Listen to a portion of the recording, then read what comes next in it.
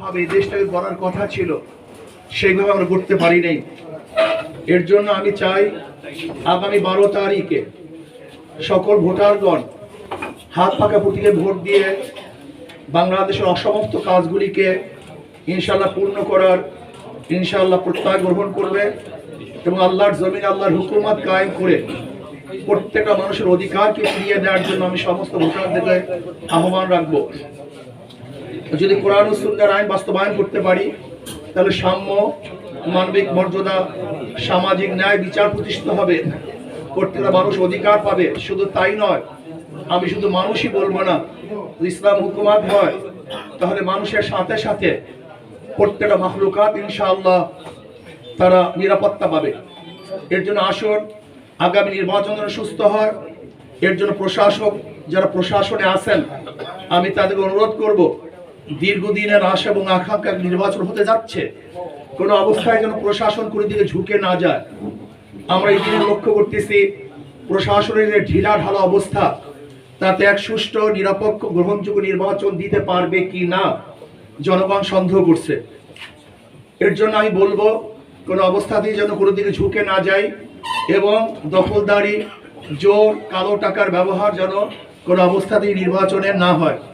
আমি সাংবাদিক বন্ধুদেরকে বলবো, আপনারা জাতির বিবেক, আপনারা যদি ইনশাআল্লাহ বস্তুনিষ্ঠ সংবাদ পরিবেশন করেন এবং জাতির প্রত্যেকটা প্রকৃত অবস্থা যদি তুলে ধরেন, তাহলে ইনশাআল্লাহ এ দেশ সঠিক পথে চলতে বাধ্য। আমরা কোনো অবস্থাতেই বিপদে যাওয়ার কোনো সুযোগ থাকবে না যদি আপনারা সঠিকভাবে আমাদেরকে পরিচালনা করেন।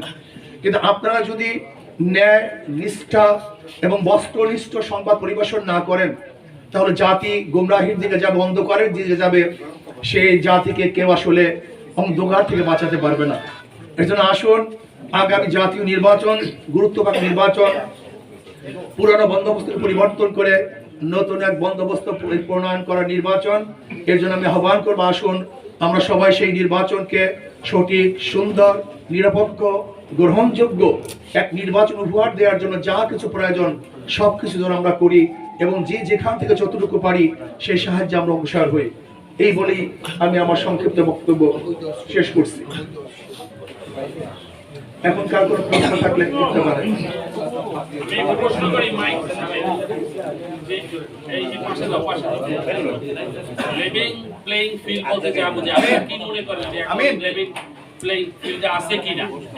এখন আমি দেখছি যে অনেক আসামিকে অ্যারেস্ট করা হচ্ছে, বা যারা আসামি না তাদেরকে নতুন আসামি করা হচ্ছে। যেমন ধরে না, আমার একজন কর্মীকে যদি বলে সে আওয়ামী লীগ করে, এটা প্রমাণ করতে করতে নির্বাচন শেষ হয়ে যাবে। ধরে নেন আমার এক কর্মীকে বললো সে আওয়ামী লীগ, কেস দিয়ে দিল, কেস ঠুকিয়ে দিল, এটা প্রমাণ করতে করতে নির্বাচন শেষ হয়ে যাবে, অথচ আওয়ামী লীগ না। এর জন্য আমি প্রশাসনকে বলবো লেভেল প্লেইং ফিল্ড রাখার জন্য কোনো অবস্থাতেই পূর্তি বরণ হওয়ার পরে যাদের বিরুদ্ধে কেস নাই এরকম কোনো রাজনৈতিক কেস দেওয়া যাবে না, যে আওয়ামী লীগ করে সেইটা করে এরকম কোনো কেস দেওয়া যাবে না। যদি আপনি এরকম কেস দেন তাহলে আমাকেও যদি আপনি আওয়ামী লীগ বলেন, সেটা তো কোর্ট প্রমাণ করবে আমি আওয়ামী লীগ, নির্বাচন তো শেষ। কি কথা ঠিক না? এর জন্য আমি বলবো কোনো অবস্থাতেই যারা ওয়ারেন্টেড আসামি না এরকম আসামি থেকে অ্যারেস্ট করা যাবে না। এবং যাদেরকে গড়ে মামলা দেওয়া হয়েছে, দেখা যায় একটা মামলার মধ্যে 5-7 জন বা 10 জন নামদার আসামি আর 500 বেনামি আসামি, এরকম যারা অজ্ঞাত বেনামি আসামি আছে এরকম একজন আসামিকে অ্যারেস্ট করা যাবে না। আমি মনে করি যে যদি সুষ্ঠু নির্বাচন উপহার দিতে প্রশাসন চায়, তাহলে কোনো অবস্থাতেই প্রশাসন যেন কোনো ব্যক্তিকে হয়রানি না করে। যদি হয়রানি করে তাহলে লেভেল প্লেইং ফিল্ড থাকবে না। আচ্ছা, আমি একটা প্রশ্ন করি, আপনি তো সবাই, যদিও সংসদ হচ্ছে আইন প্রণয়নের জায়গা, আমরা তারপরও সংসদ সদস্যদের কাছ থেকে আমরা অনেক কিছু আশা করি। আপনি যদি নির্বাচিত হন, আপনি বরিশালের কি কি করবেন বলে আপনি প্রত্যাশা করেন? দেখেন, আল্লাহ যদি আমাকে কবুল করেন তাহলে আমার তো প্রথম কাজ হলো সংসদে আইন প্রণয়ন করা, দেশটার গতি বিধিকে নিরেট কোন দিকে চলবে সেটাকে নির্ধারণ করা। এদেশে সন্ত্রাস থাকবে কি থাকবে না, জুলুম অত্যাচার থাকবে কি থাকবে না, বিদেশে টাকা পাচার হবে কি হবে না, এগুলো রোধ করা আসলে একজন মেম্বার অফ পার্লামেন্টের মূল দায়িত্ব। এরপরে যদি বরিশালের তরফ থেকে আমাকে ইনশাআল্লাহ নির্বাচিত করা হয়, তাহলে আমার প্রথম কাজ থাকবে দুর্নীতি মুক্ত একটা আমি বরিশাল করবো। দুর্নীতি মুক্ত, আমার বিশ্বাস দুর্নীতি মুক্ত যদি করতে পারি তাহলে রাস্তার উন্নয়ন হবে, শিক্ষার উন্নয়ন হবে, চিকিৎসার উন্নয়ন হবে, পুরুষদের উন্নয়ন হবে, মহিলাদের উন্নয়ন হবে, গরিবদের উন্নয়ন হবে, জেলে তাঁতি মজদুর সবার উন্নয়ন হবে। আমি মনে করি আমাদের উন্নয়নের সবচেয়ে বড় বাধা হলো দুর্নীতি।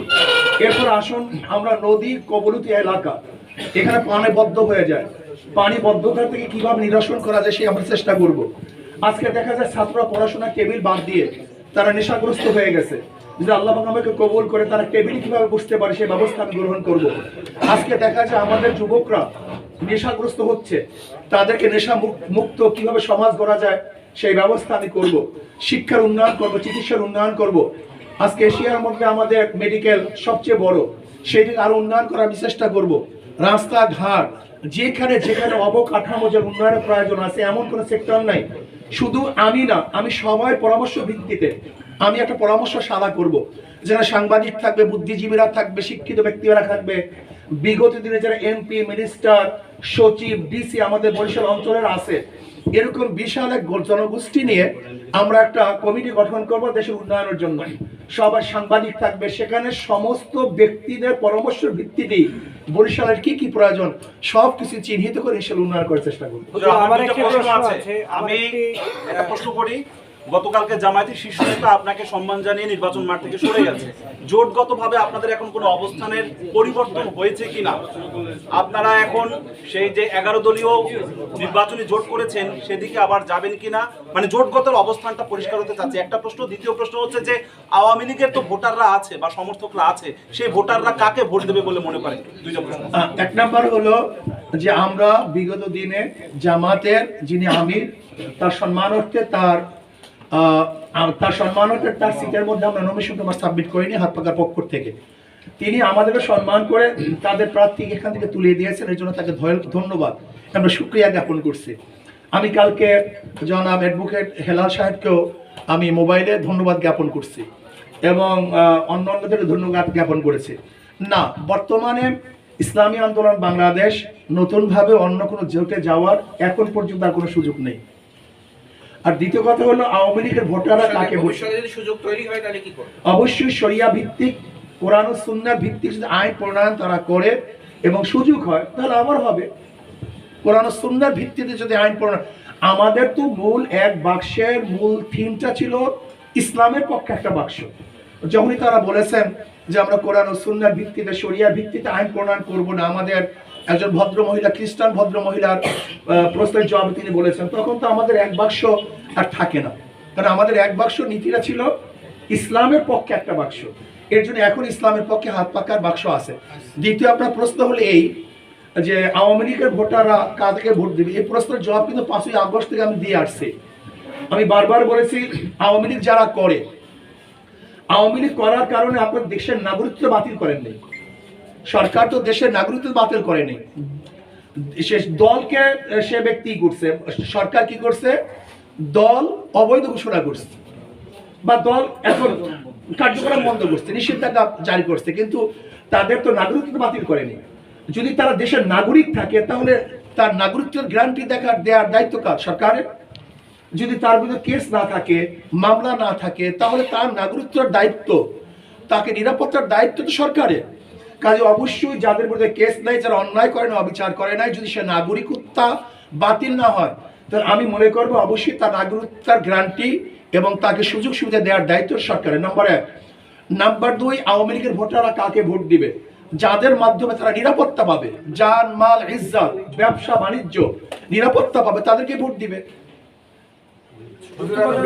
একটা প্রশ্ন করতে চাচ্ছিলাম, আপনি তো বাংলাদেশের অন্যতম একজন ইসলামিক স্কলার, আর আপনি ইসলামী আন্দোলন বাংলাদেশের সিনিয়র নায়েবে আমির।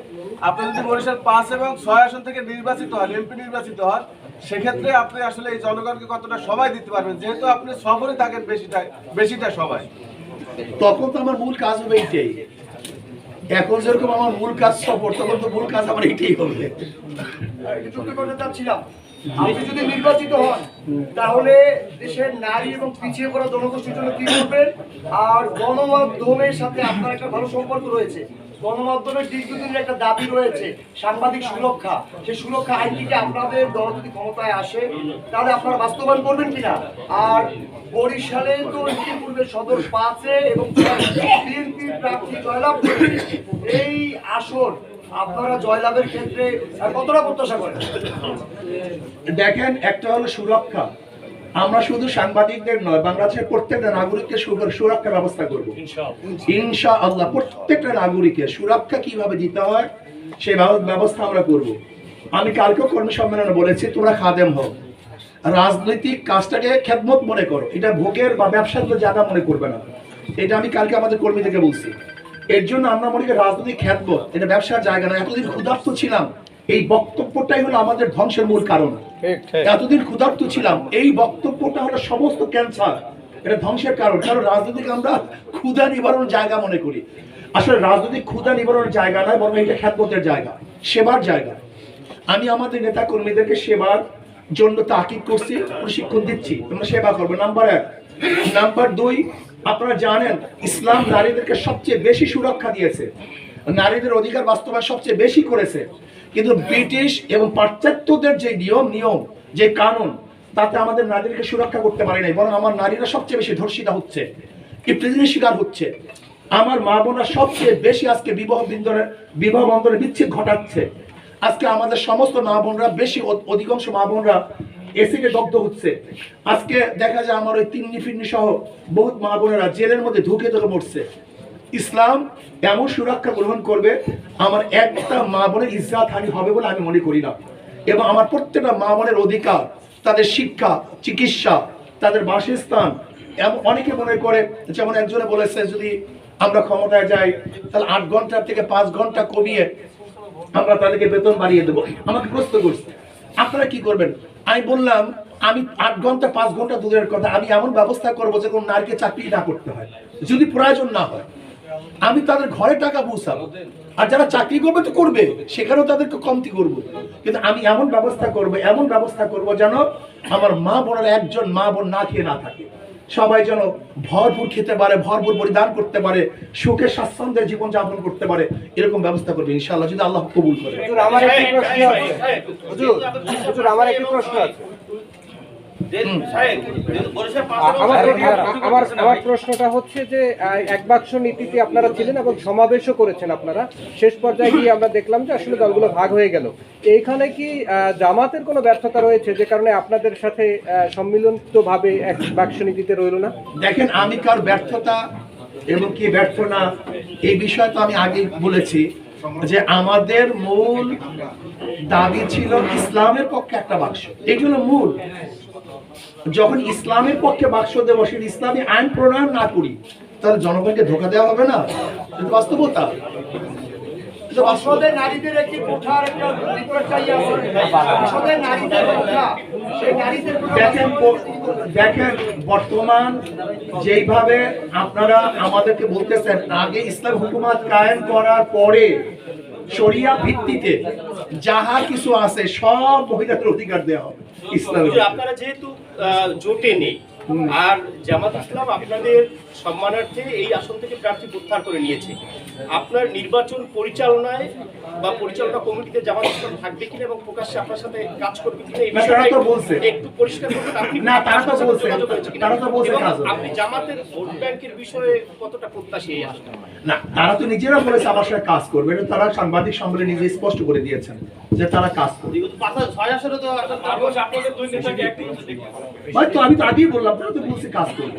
আমি তাকে কালকে টেলিফোন করেছি, আমি কালকে নিজেই টেলিফোন করেছি। আমার একটা প্রশ্ন আছে, একটু দয়া করে যদি উত্তরটা। আমাদের লেভেল প্লেইং ফিল্ড বলতে আপনি যে ব্যাখ্যাটা দিয়েছেন, আমি একটু অন্য জায়গায় জানতে চাচ্ছি যে ভোটের মাঠে নির্বাচনী প্রচারণা এবং নির্বাচনী প্রত্যেকটা জায়গায় সমতা আছে কিনা, অর্থাৎ যারা ভিন্ন মতে বা আপনার সাথে যারা প্রতিদ্বন্দ্বিতা করতে চাচ্ছে বা যারা করবে তাদের অবস্থান এবং আপনার অবস্থান বা আপনার কর্মীদের অবস্থানের ক্ষেত্রে কোনো সমস্যার সৃষ্টি হচ্ছে কিনা বা আগামীতে সমস্যা হবে এই জাতীয় কোনো আশঙ্কা করতেছেন কিনা, এই জায়গায় প্রশাসনের ক্ষেত্রে আপনার কোনো বক্তব্য আছে? দেখেন, প্রচারণা কালকে থেকে শুরু, কালকে থেকে এখন পর্যন্ত বলতে পারছি না।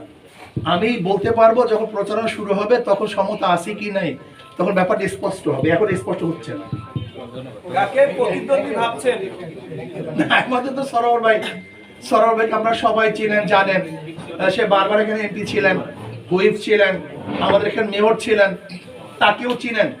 সে কি করেছে, কি বক্তব্য দিয়েছে। যদি বরিশালের জনগণ তাকে আবারও নির্বাচিত করে সেটা তাদের ব্যাপার, কিন্তু আমি আহ্বান করবো বরিশালের জনগণকে, সরোয়ার ভাইকে দেখেছেন কিন্তু আমাকে এখনো দেখেন নেই। যদি মনে করেন ইসলামী আন্দোলন বাংলাদেশের যে ক্যান্ডিডেট, আমি যদি সংসদে গিয়ে বোবার মতো থাকি, তাহলে আমাকে সেখানে পাঠানো আপনার ঠিক হবে না।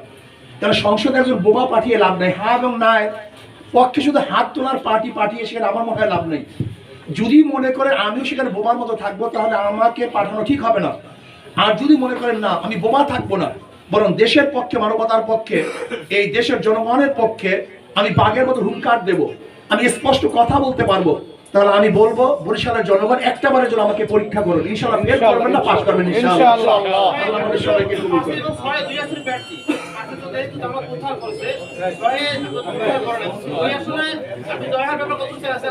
আমি ইনশাআল্লাহ দৌড়টা কি দুই জায়গাতে ইনশাআল্লাহ জয় হবার জন্য আমি আশাবাদী। আলহামদুলিল্লাহ।